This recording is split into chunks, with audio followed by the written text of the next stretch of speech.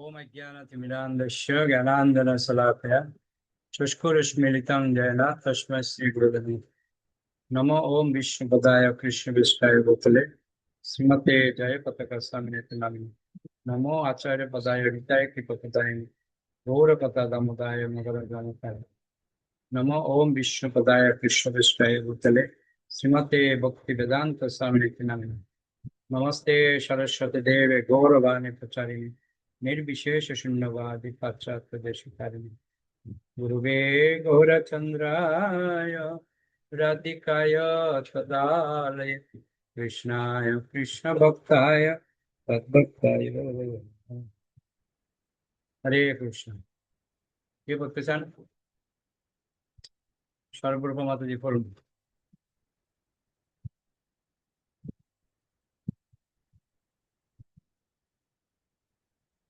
হরে কৃষ্ণ প্রভু প্রণাম।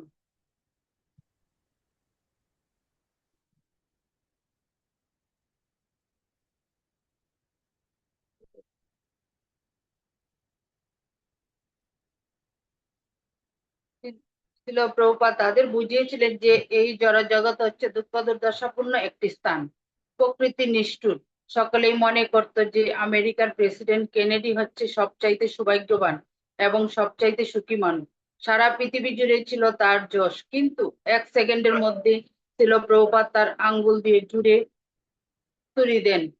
সবকিছু শেষ হয়ে গেল, ক্ষণস্থায়ী। এখন তার কি অবস্থা? তিনি এখন কোথায়? জীবন যদি নিত্য হয়, জীব যদি নিত্য হয়, তাহলে তিনি গেলেন কোথায়? তিনি এখন কি করছেন? তিনি কি এখন সুখী না তিনি বিষণ্ণ? সুখী না তিনি বিষণ্ণ? তার কি আমেরিকায় জন্ম হয়েছে না চীন দেশে জন্ম হয়েছে? কেউ তা বলতে পারে না, কিন্তু সেটি সত্যি। জীবরূপে তিনি নিত্য, তিনি এখনো রয়েছেন। ছিল প্রভুপাদ আত্মার দেহান্ত সম্বন্ধে তাদের বোঝান। তারপর তিনি আবার তাদের অনুরোধ করেন, এটি বুঝবার চেষ্টা করো এবং এটি যদি ভালো বলে মনে করো তাহলে তা গ্রহণ করো। তোমরা সকলেই খুব সুন্দর, খুব ভালো কিছুর অনুসন্ধান করছো। আমার এই প্রস্তাবটি কি অযৌক্তিক? দুই বিল্টস পরস্পরের দিকে তাকায়, কিন্তু কোনো উত্তর দেয় না। প্রভুপাদ মৃদুস্বরে এসে উঠেন, তোমরা খুব বুদ্ধিমান ছেলে, এটি বোঝার চেষ্টা করো। শ্রীল প্রভুপাদ তার অতিথিদের জিজ্ঞাসা করেন, তারা কোনো দর্শন অনুসরণ করছে? অনুসরণ? জন জিজ্ঞাসা করে, আমরা কোনো কিছু অনুসরণ করি না। ইউপু বলে, আমরা কেবল বেঁচে আছি, আমরা ধ্যান করছি। জজ বলে, আমি এখনো মাঝে মাঝে ধ্যান করি, মন্ত্র ধ্যান। তারা প্রশ্ন করতে শুরু করে সেই একই প্রশ্ন যা প্রভুপাদ পূর্বে বহুবার শুনেছেন। পরমেশ্বর ভগবানের সর্বব্যাপ্ত শক্তিরূপে ব্রহ্ম সম্বন্ধে ছিল প্রভুপাদের বিশ্লেষণ শুনে ইউকু তার সন্দেহ প্রকাশ করে জিজ্ঞাসা করে, কালের প্রভাবে কলুষিত না হয়ে ব্রহ্ম কি পবিত্র থাকতে পারে? প্রভুপাদ তাকে উপদেশ দেন, পারমার্থিক দর্শন যথাযথভাবে বুঝতে হলে তাকে নিষ্ঠা সহকারে সেই শিক্ষা গ্রহণ করতে হবে। জন এবং ইউকু ছিল গোড়া উদারপন্থী, তাই প্রভুপাদের বৈদিক কর্তৃত্ব মেনে নিতে তাদের অসুবিধা হচ্ছিল। জন, কোনটি যে সবচাইতে ভালো তা জানতে হলে আমাদের বাছাই করে নিতে হবে, যেমন বালু ছাকা হয়। প্রভুপাদ, না, একটি কথা তোমাকে বুঝতে চেষ্টা করতে হবে। শ্রীকৃষ্ণ যদি পরম পুরুষ না হন, তাহলে এই সমস্ত লোকেরা কেন তার বই অনুবাদ করছে? সেই কথাটি তুমি বোঝার চেষ্টা করছো না কেন? জজ, আমি বলেছি না যে শ্রীকৃষ্ণ পরম পুরুষ নন, আমি তা বিশ্বাস করি। সংস্কৃত গীতায় ইংরেজি অনুবাদ সম্বন্ধে কতগুলি ভ্রান্ত ধারণা রয়েছে, তার অনুবাদও রয়েছে অনেকগুলি। আমরা মনে করেছিলাম আপনি বলছেন যে আপনার অনুবাদটি প্রামাণিক আর অন্য অনুবাদগুলি নয়। শ্রীকৃষ্ণের পরিচিতি সম্বন্ধে আমাদের কোনো ভ্রান্ত ধারণা প্রকৃতপক্ষে ছিল না। প্রভুপাদ, সেটি ঠিকই বলেছ। তুমি যদি বিশ্বাস করো শ্রীকৃষ্ণ হচ্ছেন পরমেশ্বর ভগবান, সেটি যদি তোমার বিশ্বাস হয়, তাহলে তোমাকে দেখতে হবে কৃষ্ণের প্রতি কে সবচাইতে বেশি আসক্ত। এরা সকলের দিনের মধ্যে 24 ঘন্টা শ্রীকৃষ্ণের মহিমা কীর্তন করছে, আর অন্যরা একবারও শ্রীকৃষ্ণের নাম উচ্চারণ করে না। তাহলে তারা শ্রীকৃষ্ণের ভক্ত হবে কি করে? যারা একবারও শ্রীকৃষ্ণের নামও উচ্চারণ করে না, তারা শ্রীকৃষ্ণের প্রতিনিধি হবে কি করে? শ্রীকৃষ্ণ যদি পরম পুরুষ হন এবং তা যদি স্বীকার করা হয়, তাহলে যারা শ্রীকৃষ্ণের প্রতি প্রত্যক্ষভাবে আসক্ত তারাই হচ্ছে শ্রীকৃষ্ণের যথার্থ প্রতিনিধি। 1 ঘন্টারও বেশি আলোচনার পর প্রভুপাদ জন ইয়োকু এবং সেই ঘরে উপস্থিত তার কয়েকজন শিষ্যকে কৃষ্ণ প্রসাদ বিতরণ করেন। এই এই শ্রেষ্ঠরা যদি কৃষ্ণ ভবনামৃত গ্রহণ করে তাহলে তাদের মঙ্গল হবে এবং অন্য অনেকেরও মঙ্গল হবে। তিনি তাদের সেই সুযোগ সম্বন্ধে জানিয়ে তার কর্তব্য সম্পাদন করেছেন। এটি হচ্ছে শ্রীকৃষ্ণের বাণী এবং সেটি তারা গ্রহণ করবে কি করবে না তা নির্ভর করছে তাদের উপর। জন বলেছিল যে তার কিছু কাজ আছে এবং সে বিদায় নিয়েছিল। সকলে যখন চলে যাচ্ছিল তখন সিঁড়ি দিয়ে নামতে নামতে ইউকু জনের দিকে তাকিয়ে বলেছিল, দেখো উনি কত সরল জীবন যাপন করেন, তুমি এইভাবে থাকতে পারবে? ভক্তদের সঙ্গে প্রায়ই জন এবং ইয়োকুর সাক্ষাৎ হতো। যদিও সেই সম্পর্কটি ছিল ব্যবসার সম্পর্ক, তবুও জন ভক্তদের অনুরাগী ছিল। কিন্তু তার বন্ধুরা তাকে উপদেশ দিত স্বামীজি এবং তার গোষ্ঠীর সঙ্গে জড়িয়ে না পড়তে, তাই সে একটু ব্যবধান বজায় রাখত। ঈশান দাস, আমি রান্নাঘরে কাজ করছিলাম আর জন বসে বসে পিয়ানো বাজাচ্ছিল। রান্নাঘরে একটি পিয়ানো ছিল, একটি বিরাট পিয়ানো যার বার্নিশ উঠে গিয়েছিল, কাঠ বেরিয়ে পড়েছিল। সে বসে বসে পিয়ানোতে হরেকৃষ্ণ মহামন্ত্র বাজাচ্ছিল। সে ছিল সত্যি এক প্রতিভাবান শিল্পী। নানা রকম সুরে সে হরেকৃষ্ণ মহামন্ত্র গাইছিল। এক সুর থেকে আরেক সুরে অত্যন্ত সাবলীল গতিতে সে হরেকৃষ্ণ মহামন্ত্র গেয়ে চলেছিল। তার কাছে সেটি ছিল যেন অত্যন্ত স্বাভাবিক এবং আমি তখন উপলব্ধি করেছিলাম কি মহান তার প্রতিভা।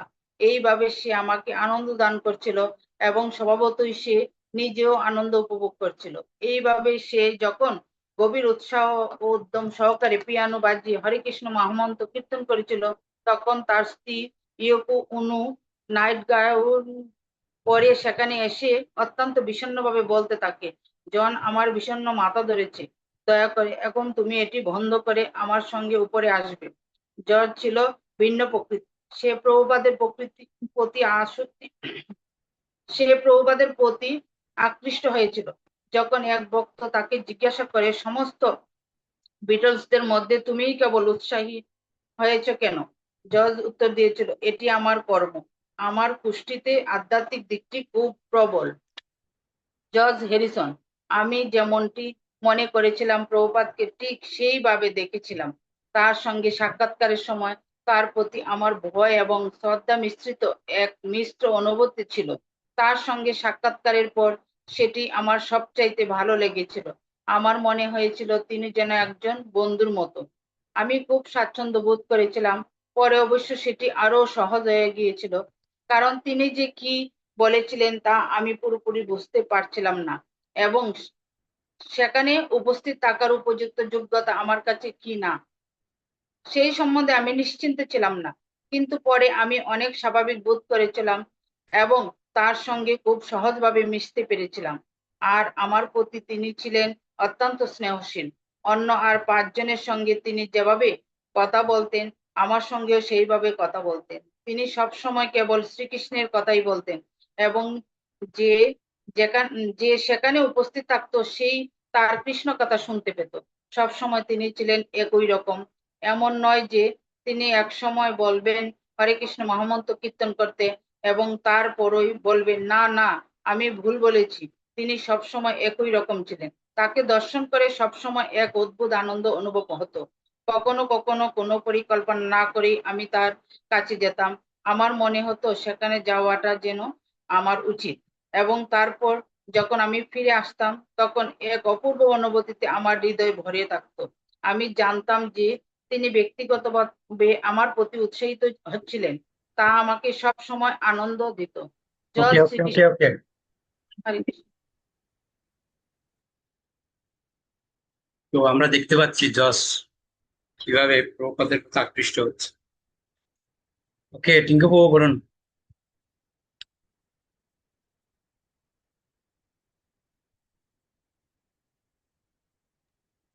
হরে কৃষ্ণ বাবু, শুরু করুন। তাকে তাকে দর্শন করে সবসময় সরি সরি জর্জ শ্রীকৃষ্ণের প্রতি আকৃষ্ট হয়েছিল এবং সে কীর্তন করতে ভালোবাসতো।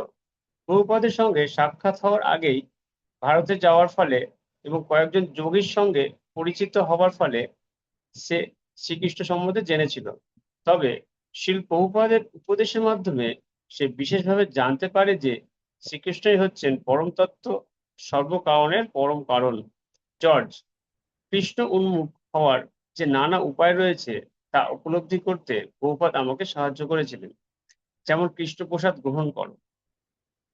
আমার মনে হয় প্রসাদ হচ্ছে অত্যন্ত গুরুত্বপূর্ণ একটি অঙ্গ, যদিও এটি কেবল একটি কৌশল। কথায় বলে মানুষের হৃদয়ে প্রবেশ করতে হয় তার উদরের মাধ্যমে। আমার মনে হয় মানুষের আত্মাকে স্পর্শ করার উপায় হচ্ছে এটি। এই পন্থাটি কার্যকরী হয়। কীর্তন ও নৃত্য করার পর অথবা বসে বসে কথা বলার পর হঠাৎ যখন প্রসাদ এনে দেওয়া হয়, তখন মনে হয় সেটি যেন এক মহান আশীর্বাদ। আর তারপর যখন তাকে স্পর্শ করার অথবা আস্বাদন করার উপায় সম্বন্ধে জানা হয়, ভগবত ভক্তির অনুশীলনে এটি অত্যন্ত গুরুত্বপূর্ণ। শ্রীকৃষ্ণ সীমিত নন, আর বহুপাদ যেন সেখানে উপস্থিত থেকে কৃষ্ণ সম্বন্ধীয় সমস্ত তথ্য আমাদের দান করেছিলেন। তাতে আমি প্রভাবিত না হয়ে পারিনি। মন অত্যন্ত একগুঁয়ে, কিন্তু সে সবই তো শ্রীকৃষ্ণ। সেটি কেবল আমাদের জানতে হবে, সবই শ্রীকৃষ্ণ। এই জগৎ তার বহিরঙ্গ প্রকৃতি, বিশ্বরূপ। আর বহুপাদের বইয়ে একটি ছবিতে দেখানো হয়েছে শ্রীকৃষ্ণ একটি কুকুরের, একটি গাভীর, একটি মানুষের হৃদয়ে রয়েছেন। তা থেকে বোঝা যায় যে শ্রীকৃষ্ণ সকলের মধ্যেই রয়েছেন। যদিও প্রভুপাদ এক উন্নত স্তরের শিক্ষাদান করছিলেন, আমি খুব গভীরভাবে কেবল এটুকুই অনুভব করেছিলাম যে শ্রীকৃষ্ণ সব জায়গাতেই রয়েছেন, সব কিছুতেই রয়েছেন।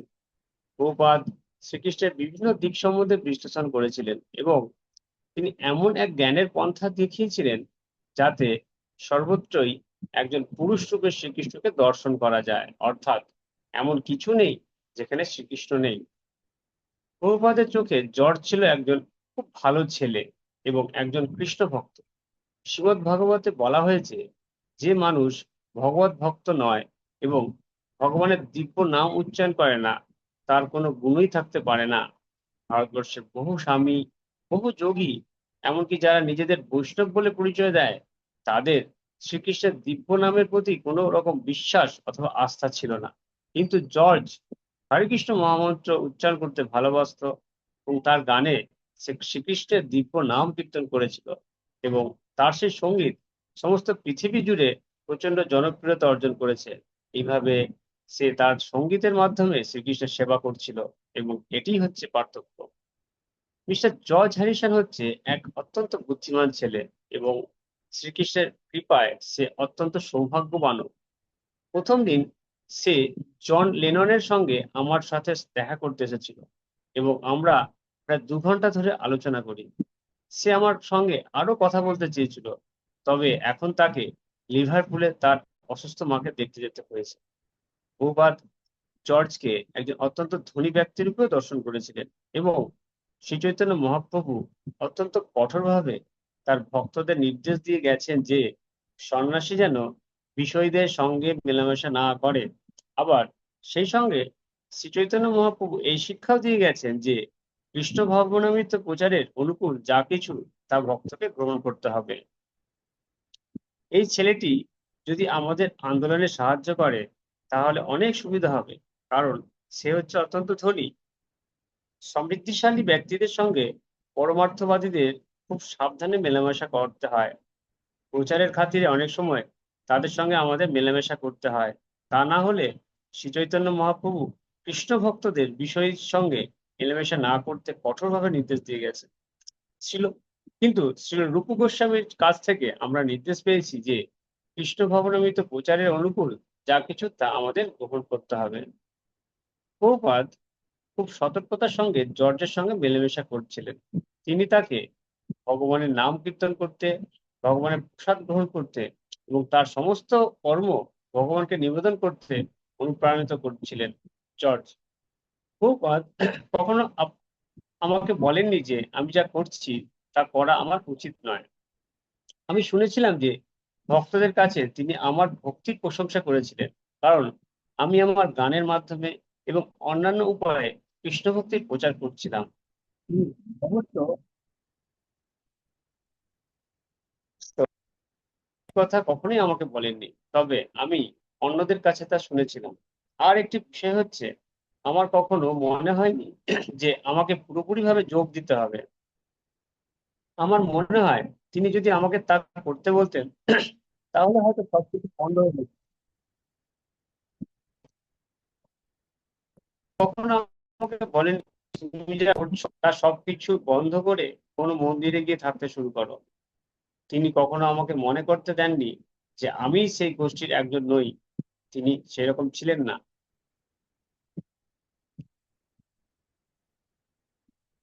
আমি ছিলাম একজন সাধারণ পোশাক পরিহিত ভক্ত, তার সঙ্গে সেটিই ছিল আমার সম্পর্ক। যখনই যেভাবে আমি তাদের সাহায্য করতে পারতাম আমি করতাম। আমার পক্ষে সেটি খুব সহজ ছিল, কারণ আমার পরিচিতি প্রভাবশালী ছিল অনেকটা অর্থ ভদ্র মানুষের মতো। এই যখন একটু সাহায্য আমি করতে পারতাম তা করার চেষ্টা আমি করতাম। তিনি সবসময় আমার প্রতি সন্তুষ্ট ছিলেন, কারণ তার জন্য আমি যাই করতাম তাই ছিল তার কাছে মস্ত বড় একটা সাহায্য। কেবল শ্রীকৃষ্ণের মন্দিরের জন্যই নয়, পারমার্থিক যাই আমি করেছি, যে গানেই হোক অথবা যাই হোক না কেন, তা তাকে আনন্দ দিয়েছিল। তিনি সর্বদাই বন্ধু ভাবাপন্ন ছিলেন। তাই তিনি সর্বদাই জপ করতেন এবং কখনো কখনো তিনি আমাকে বলতেন সর্বক্ষণ ভগবানের নাম জপ করতে, অথবা যতটুকু সম্ভব জপ করতে। আমার মনে হয় সেটি করলে জপ করার সুফল অনুভব করা যায়। কিছু গুরু রয়েছে যারা প্রচার করতে বেড়াচ্ছে, তারাই হচ্ছে আসল বস্তু। কিন্তু প্রভুপাদ বলতেন, আমি হচ্ছি শ্রীকৃষ্ণের দাসানুদাস। প্রকৃতপক্ষে সেটি হচ্ছে প্রকৃত সত্য। তিনি কখনো বলেননি আমি হচ্ছে সর্বশ্রেষ্ঠ, অথবা আমি হচ্ছি ভগবান ইত্যাদি।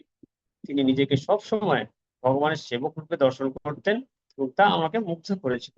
আমার মনে হয় তা হচ্ছে পারমার্থিক জীবনের একটি অঙ্গ। জ্ঞান যতই বাড়ে ততই অনুভব হয় যে প্রকৃতপক্ষে আমরা প্রভু নই, আমরাই হচ্ছে ভৃত্য। আর যাদের জ্ঞান যতই কম হয় ততই তারা মনে করে তারা হচ্ছে মানব সমাজের কাছে ভগবানের আশীর্বাদ। ওকে, যদিও ওকে, ওকে। তো একটা জিনিস দেখুন, প্রপাত এই জস হ্যারিসনকে পেয়ে এত খুশি কেন? বিশেষত হচ্ছে সে একজন বড় সঙ্গীত শিল্পী, নামকরা, আর সে অনেক সহযোগিতা করছে না। এটা আমাদেরকে অনেক কিছু শিখায়, প্রপাদের এরকম আচরণটা। ওকে, শর্মিলা মাঝে পড়ুন।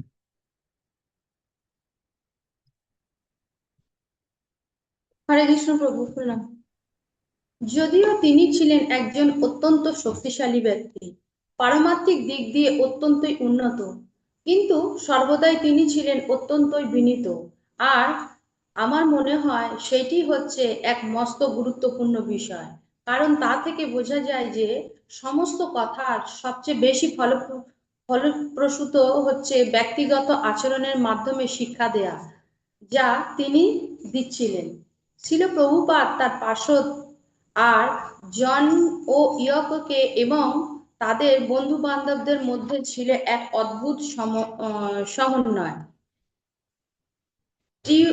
টিটেনাস টিএনাস্টের প্রভুপাদ আসার 2 দিন পর জন এবং ইয়কো টরন্টোর ভার্সিটি স্টেডিয়ামে রক অ্যান্ড রোল রিভাইভাল অনুষ্ঠানে প্লাস্টিক ও অনু ব্যান্ডের সঙ্গে অনুষ্ঠান করার জন্য কানাডায় যাচ্ছিলেন।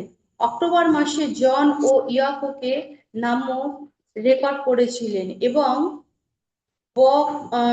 রক অ্যান্ড রোল সার্কাস নামে এক চলচ্চিত্রের কাজ করতে শুরু করেছিলেন। আর জন রেকর্ড করছিলেন। যদিও জন ছিল সাধারণত লাজুক, তবুও যে সমস্ত ভক্তরা তার বাড়িতে ছিল তাদের মনে হচ্ছিল সে যেন উন্মুক্ত চিত্ত এবং উদার। সেই ভক্তদের ব্রিটেন আসতে স্বাধীনভাবে থেকে চাষবাস করতে আমন্ত্রণ জানিয়েছিলেন। তার যা কিছু ছিল সে তাদের সঙ্গে তা ভাগ করে নিতে চেয়েছিলেন। অবশেষে প্রভুপাদ তার শিষ্যসহ সেখান থেকে চলে গিয়েছিলেন। তবে ব্রিটেন আসতে জনের সঙ্গে তাদের কথা সেই সময় তার লেখা নামক একটি সঙ্গীতে প্রতিফলিত হয়েছিল। শ্রীল প্রভুপাদের বাসস্থানটি ছিল তখনও বাসস্থানও যদিও তখনও সম্পূর্ণ হয়নি এবং মন্দিরে কক্ষটি সাজানোর কাজ তখনও চলছিল এবং তার ফলে 7 নম্বর বেরি প্লেসের বাড়িতে অত্যন্তই কোলাহলপূর্ণ এবং কর্মমুখর ছিল। তবুও প্রভুপাদ সেখানে থাকবেন বলে স্থির করেছিলেন। তিনি বলেছিলেন, আরামদায়ক বাসস্থানের প্রতি আমি আসক্ত নই, আমার আসক্ত হচ্ছে ভক্ত সঙ্গে বাস করার। তিনি এমন একটি সময়ে সেই মন্দিরে উঠে আসছিলেন তখন রেকর্ড বিক্রি হচ্ছিল কম এবং অর্থাভাবে দারুণ তাদের প্রয়োজনীয় জিনিসপত্রের খুচরো ভাবে কিনতে হচ্ছিল। কিন্তু তবুও প্রভুপাদ যে তাদের সঙ্গে থেকে তাদের কাজকর্মে তদারক করবেন সেই প্রতিশ্রুতি তাদের গভীরভাবে অনুপ্রাণিত করেছিল। একদিন লন্ডনের খুব বড় হিন্দু সংস্থার প্রতিনিধি শ্রীযুক্ত দয়াল ফোন করেন। তিনি শুনেছিলেন যে ভক্তরা শ্রী শ্রী শ্রী রাধা কৃষ্ণের শ্রী বিগ্রহ চাইছিল এবং তার কাছে শ্রী শ্রী রাধা কৃষ্ণের 2টি বিগ্রহ ছিল যা তিনি দান করবেন বলে মনস্থ করেছিলেন। প্রভুপাদ তখন সেই সংবাদ পান। তখন তিনি তমাল কৃষ্ণ, মুকুন্দ এবং শ্যামসুন্দরকে সেই বিগ্রহ দুটি দেখে শ্রীযুক্ত দয়ালের বাড়িতে পাঠিয়েছিলেন। শ্বেত মর্মে তৈরি প্রায় 3 ফুট উঁচু রাধা কৃষ্ণের বিগ্রহ। ভক্তরা এর আগে কখনো এত বড় বিগ্রহ দেখেনি এবং তারা তাদের প্রণতি নিবেদন করেছিলেন। মন্দিরে ফিরে এসে তারা যখন প্রভুপাদকে সেই বিগ্রহ দুটি সম্বন্ধে জানায় তখন তিনি বলেছিলেন, আমাকে এক্ষুনি ওখানে নিয়ে চলো। শ্যামসুন্দর, মুকুন্দ এবং তমাল কৃষ্ণের সঙ্গে প্রভুপাদ একটি ভ্যানে করে শ্রীযুক্ত দয়ালের বাড়িতে উপস্থিত হয়েছিলেন। তাদের বসবার ঘরে প্রভুপাদ বসেছিলেন। সেই বিগ্রহ দুটি ঘরের কোণে একটি টেবিলের কাপড় দিয়ে ঢেকে রাখা হয়েছিল। তমাল কৃষ্ণ সেই আবরণ উন্মোচন করতে যাচ্ছিল তখন শ্রীল প্রভুপাদ তাকে বাধা দিলেন না। ঠিক আছে। প্রভুপাদ সেখানে এসে শ্রীযুক্ত দয়ালের সঙ্গে কথা বললেন। তাকে জিজ্ঞাসা করেন তিনি কোথায় কাজ করেন এবং ভারতের কোথা থেকে তিনি এসেছেন। শ্রীযুক্ত দয়ালের পরিবারের সকলের সঙ্গে প্রভুপাদের পরিচয় করিয়ে দেয়া হয়। শ্রীল প্রভুপাদ এবং শ্রীযুক্ত দয়াল বেশ কিছুক্ষণ ধরে আলাপ আলোচনা করেন এবং ভক্তরা তখন সেখানে বসে তাদের সেই আলোচনা শোনেন। অবশেষে শ্রীযুক্ত দয়াল বলেন, স্বামীজি, আমি আপনাকে আমার বিগ্রহ দুটো দেখাতে চাই। প্রভুপাদ উত্তর দিলেন, হ্যাঁ, আমি কিছুক্ষণ পরে তাদের দেখব। শ্রীল প্রভুপাদ তার সঙ্গে কৃষ্ণ ভাবনামৃত আন্দোলন সম্বন্ধে আলোচনা করতে শুরু করেন এবং তার কিছুক্ষণ পরে শ্রীযুক্ত দয়াল আবার তাকে অনুরোধ করেন, দয়া করে বিগ্রহ দুটি একটু দেখুন। এবং সেই কথা বলে তিনি শ্রী শ্রী রাধা কৃষ্ণের আবরণ উন্মোচন করেন। শ্রদ্ধা ভাবে হাত জোর করে প্রভুপাদ বলেন, ওহ, খুব সুন্দর। শ্রীযুক্ত দয়াল তাকে বললেন যে তিনি সেই বিগ্রহ দুটি তার নিজের পূজার জন্য ভারত থেকে অর্ডার করে আনিয়েছিলেন, কিন্তু আনবার সময় আঘাত লেগে শ্রী রাধারানীর আঙুলের একটি অংশ একটু ভেঙে যায়। হিন্দু প্রথা অনুসারে সেই বিগ্রহ প্রতিষ্ঠা করা যাবে না। তমাল কৃষ্ণ সেই শিল প্রভুপাদ বলেছিলেন, দেখো তো এই বিগ্রহ দুটি কতই ভারী। তমাল কৃষ্ণ রাধারানীর পায়ের নিচে একটি হাত রেখে এবং আরেকটি হাত তাকে আরেকটি হাত দিয়ে তার কাঁধ বেষ্টন করে তাকে তোলে। খুব একটা ভারী নয়। সে জানায়। শ্যামসুন্দর প্রভুপাদ বললেন, দেখো দেখো তো, শ্রীকৃষ্ণ কত ভারী। একজনের পক্ষে সেই বিগ্রহটি বহন করা বেশ কষ্টকর ছিল, কিন্তু ভক্তরা প্রভুপাদের উদ্দেশ্য বুঝতে পেরেছিল। খুব একটা ভারী নয়। শ্রীকৃষ্ণের বিগ্রহটি টেবিল থেকে একটু তুলে শ্যামসুন্দর জানায়। হ্যাঁ, প্রভুপাদ বললেন, সবই ঠিক আছে, চলো আমাদের ভ্যানে করে আমরা তাদের নিয়ে যাই। এই বলে হঠাৎ প্রভুপাদ উঠে দাঁড়িয়ে দরজার দিকে হাঁটতে শুরু করেন এবং তার শিষ্যরা শ্রী শ্রী রাধা কৃষ্ণকে নিয়ে তাকে অনুসরণ করে এগিয়ে চলল। প্রভুপাদ শ্রীযুক্ত দয়ালকে ধন্যবাদ জানালেন। শ্রীযুক্ত দয়াল এই অদ্ভুত প্রস্থানের জন্য প্রস্তুত ছিলেন না, তাই প্রতিবাদ করে তিনি বললেন, কিন্তু স্বামীজি, আমি তাদের নিয়ে যাওয়ার বন্দোবস্ত করব। আমাদের সংস্থা তাদের আপনাদের কোথায় বললো, বন্দোবস্ত করব। আমাদের সংস্থা তাদের আপনাদের মন্দিরে পৌঁছে দেবে। কিন্তু প্রভুপাদ ততক্ষণে বাড়ি থেকে বেরিয়ে ভ্যানের দিকে এগিয়ে চললেন। শ্রীযুক্ত দয়াল প্রতিবাদ করে বললেন, দয়া করে একটু অপেক্ষা করুন, আমাদের প্রথমে তাদের মেরামত করতে হবে, তারপর আপনি তাদের নিয়ে যেতে পারেন।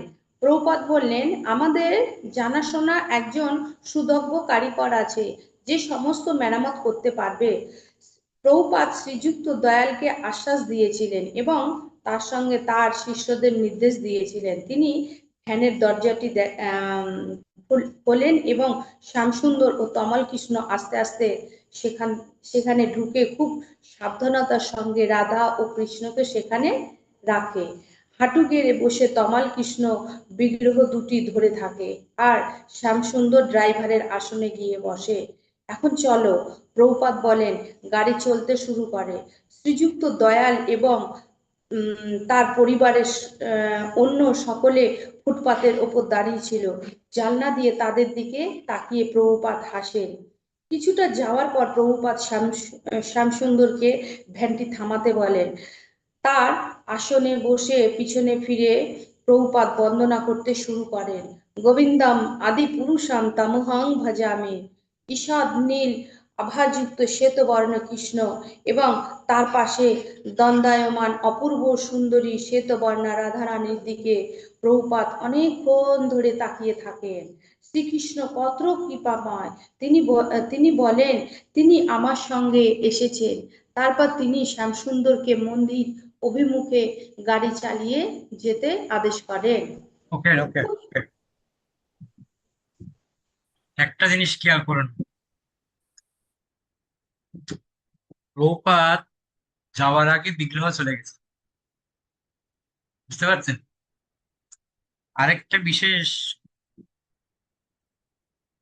আকর্ষণ হচ্ছে এটাই, ওই বিগ্রহের যদি আঙ্গুল ভেঙে না যেত তাহলে তো দিতই না। ওই জন্য ভগবান টেকনিক করে আঙ্গুল ভেঙে দিচ্ছে। তো কুদ আছে বলে ওই প্রতিষ্ঠা করবে না, ওই জন্য প্রভাতকে দিয়ে দিচ্ছে। আর প্রভাত তো খুশি, কেন ওই মুহূর্তে প্রভাতের সেরকম কোনো সুযোগ সুবিধা ছিল না এখান থেকে বিগ্রহ নিয়ে যাবে। তো একটা জিনিস খুব আশ্চর্যজনক, যে শুদ্ধ ভক্তের ইচ্ছাতেই ভগবান অটোমেটিক্যালি আগে থেকে গিয়ে বসে আছে, শুধু ওর সেবা নেওয়ার জন্য বসেছে। ওকে, অনেক ধন্যবাদ সবাইকে। এভাবে আমরা এগিয়ে যাই। বৈশ্য প্রণাম। বাঞ্ছা কল্পতরুভ্যশ্চ কৃপা সিন্ধুভ্যেব চ পতিতানাং পাবনেভ্যো বৈষ্ণবেভ্যো নমঃ। আমাদের বৈশ্য বৃন্দা কি জয়, জয় গৌর প্রেমানন্দে।